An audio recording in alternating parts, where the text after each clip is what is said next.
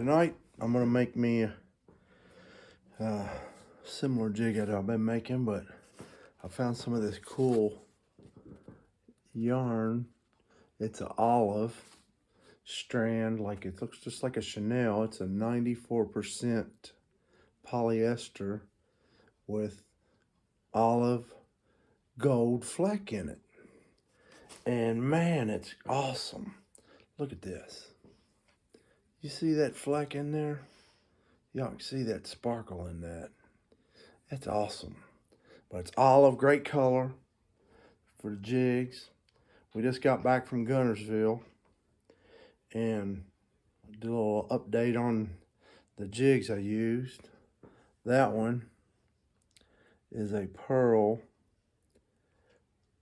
It's got a pink underneath the chenelle with the duck feather and a metallic little fleck in there with the duck feather and a pink head. And that crappie's been in about, that jig's been in about, 6 crappies mouth. Caught a nice couple big ones on it.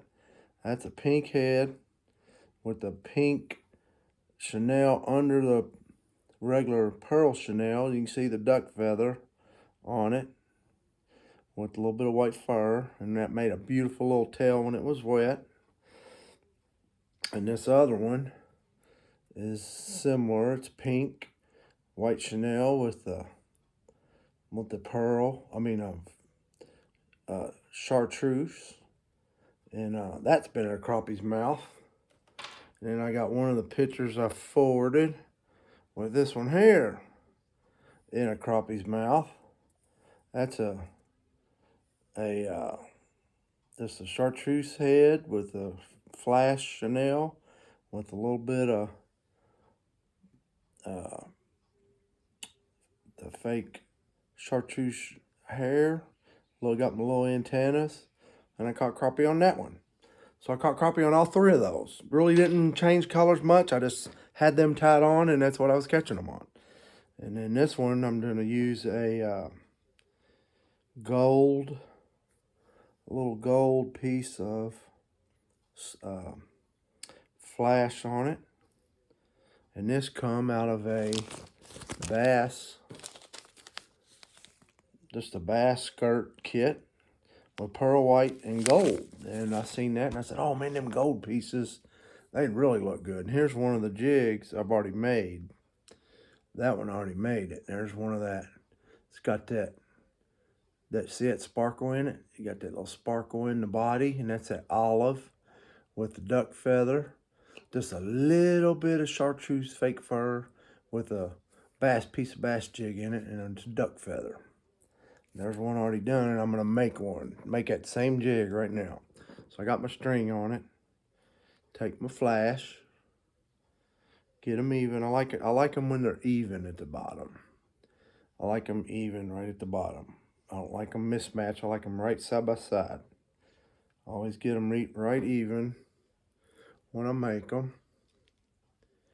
And spin that on there. And I'm using an orange head, so I'm using chartreuse string. And this is a spool, big spool from Walmart, 100% polyester, and that's a lot. That'll make 100 jigs, 100 of them. A big old spool like that versus the little bitty spool of the waxed red. But you can't see the red against the orange anyway, so there you go. Got the flash on it. Already got some pieces of duck feather cut. And I like them. I like them duck feathers. I'll show you some of them feathers. Here's one of the feathers. It's got that speckle in it. It's got a little more brown on one side. Here's one with some good. That's a good one. See that right there? Oh man, you can't duplicate that. That right there. This makes them crappie just devour these jigs. They see that, and I've made them just with the duck feather before. And here's a piece. I cut them in little bitty 1/4-inch pieces. It's about a 1/4 inch.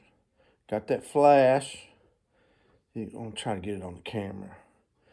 But it's got that flash on it, or the speckle on it. See that little speckle? Take that, and you just pinch them together, just like that. Lay it on top. Spin that on there. And once you spin that on, all that locks that in. It ain't going anywhere. And I pitched them and pitched them and pitched them. And me and Jonathan was fishing. I couldn't film. I caught a big crappie outside the Lake Guntersville, South Salty Bridge.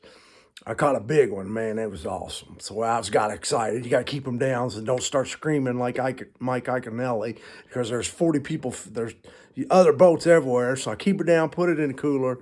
So I put 4 poles out immediately. And then we went over a school of bass. And my son said, Jonathan said, Dad. I grabbed that one, reeled it in, lipped it. Dad, the other rod took off on this side and one on this side took off. So I grabbed that rod, handed it to Jonathan, set the hook on the other one, and had a fish flopping. Reeled that one in, he reeled his in. 3 fish in a matter of 10 seconds. You talking about fun. That was fun. Anyhow, back to the jig. That was a great time. Me and Jonathan had a great time. I got pictures on Facebook. I put a little bit on my YouTube Law-LawDogJigs channel, and I got a picture of us riding in the boat across the main channel of Guntersville. And man, I love it. Like, y'all ain't never been to Guntersville, you have got to go to Guntersville Lake and fish. It is a premier big fish, big crappie lake.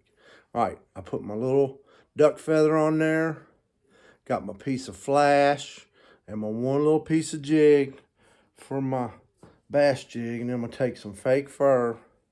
This is just fake artificial fur, chartreuse, and I just want a little bitty strand of chartreuse on it. So I pinch it, just take some, twirl it together, not a whole lot. I just want a little bit.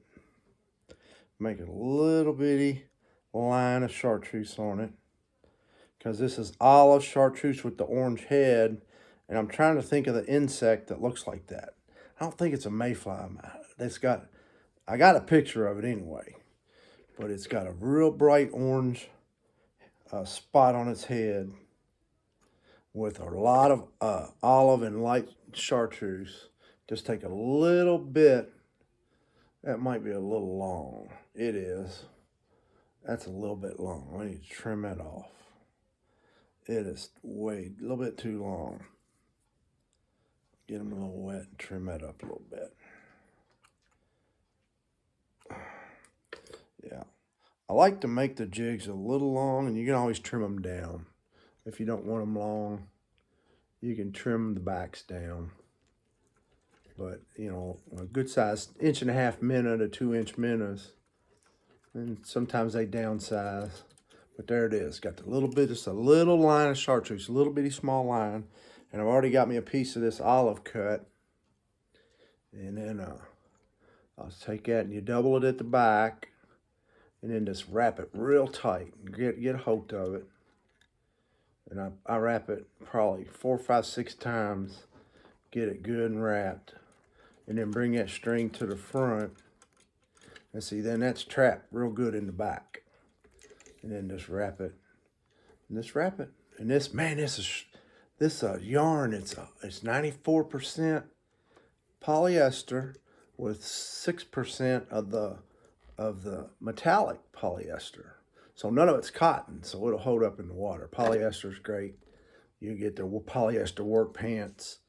All the work pants are made out of polyester, so it's a real durable in the water. But this is really good looking yarn, and it's just like the woolly booger. And it even feels like the woolly booger. And I don't have no woolly booger that I actually bought, but this is making a really, really good olive body with that bright orange head.